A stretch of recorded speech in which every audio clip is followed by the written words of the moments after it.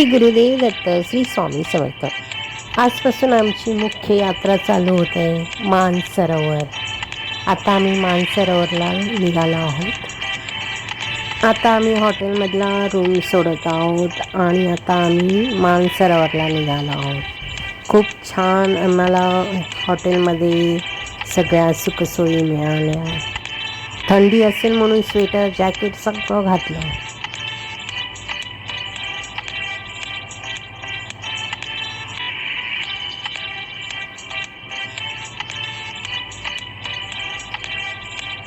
हा आमचा हॉटेलचा आजूबाजूचा परिसर सगळा. तिथे आम्ही खूप shopping, cold cloth, oxygen cylinder, shoes, बऱ्याच जणांनी किती शॉपिंग केलं. स्टिक्स.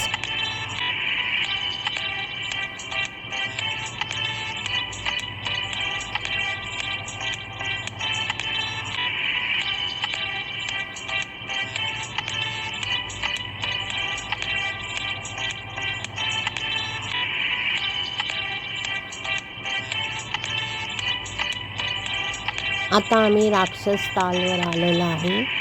रावणाने निर्मित केलेलं हे राक्षस ताल. येथेच रावणाने भगवान शिवाची घोर तपश्चर्या केली होती. म्हणूनच हे ठिकाण कैलास मानसरोवर यात्रेचा एक महत्त्वाचा आणि दर्शनीय भाग आहे. मानसरोवर हे गोड्या पाण्याचे आणि दैवी ऊर्जेचे प्रतीक मानले जाते, तर राक्षस ताल हे खारट पाण्याचे आणि अंधार निषेधात्मक ऊर्जेचे प्रतीक मानले जाते. हे सरोवर समुद्रसपाटीपासून सुमारे 4575 मीटर 15,000 फूट उंचीवर आहे. यात 4 गूढ बेटी आहेत: डोला, लाचास, दोशरबा, टोपसेर्मा. आणि पाण्याचे प्रमाण जास्त खारट असल्याने यात कोणतीही जलचर किंवा वनस्पती आढळत नाही. धार्मिक श्रद्धेनुसार येथे स्नान करणे टाळले जाते, परंतु यात्रेकरू याच्या किनाऱ्यावर शांततेत ध्यान नक्की करू शकतात. याच परिसरातून प्रसिद्ध सतलज नदी उगम पावते. पाणी किती नितळ आणि सुंदर दिसत आहे.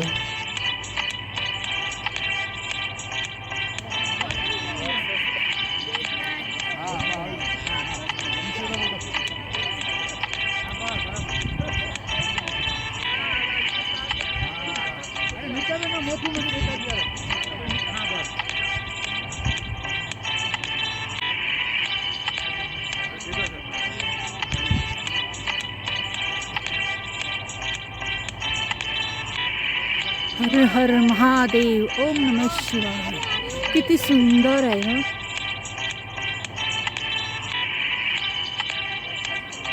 रावणने इकडे अप केलेले.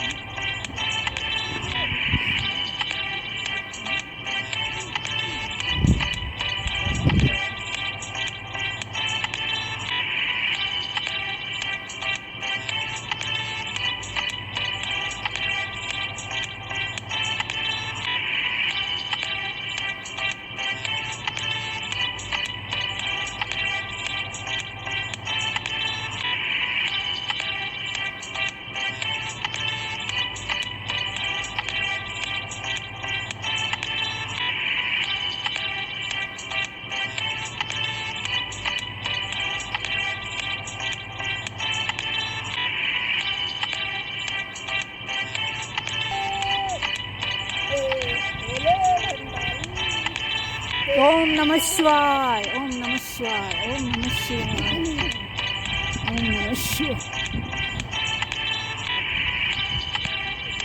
मी तिथे पोचली होते तेव्हा सुरुवातीला येथे बसूनच किती वेळ होती. खूप छान वाटत होतं, शांत वाटत होतं.